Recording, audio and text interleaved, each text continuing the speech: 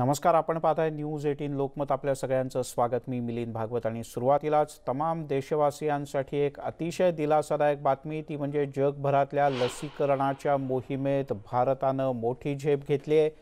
पुढच्या काही मिनिटांमध्ये देशातल्या लसीकरणाच्या मोहिमेचा औपचारिक शुभारंभ होत आहे। राज्यभरात 285 लसीकरण केंद्रांवरची तयारी पूर्ण झाली आहे। प्रत्येक केंद्रावर 100 अशा प्रकारे एकूण 28,500 आरोग्य कर्मचाऱ्यांना लस देण्यात येणार आहे।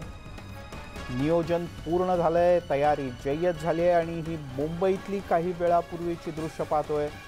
प्रत्यक्ष लसीकरण केंद्रामध्ये कोरोनाची लस दाखल झाली। ज्यांना लस दिली जाणार आहे त्यांना याआधीच मेसेज पाठवण्यात आला आहे। लसीकरणाची वेळ, ठिकाण, लसीच्या कंपनीची नाव आणि त्या संदर्भातली माहिती या मेसेजच्या माध्यमातून दिली गेली।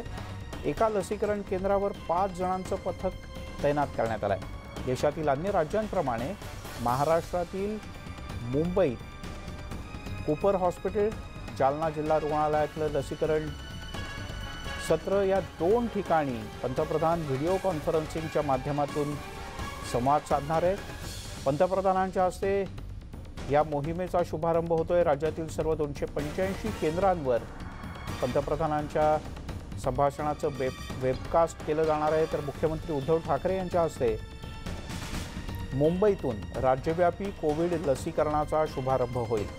मुंबईत वांद्रे कुर्ला संकुल कोविड केंद्रामध्ये हा शुभारंभ होईल। कोरोना विरोधातल्या लढाईत भारतानं प्रचंड कामगिरी बजावली आहे, त्यामुळे देशावर जगभरातून कौतुकाचा वर्षाव होतोय।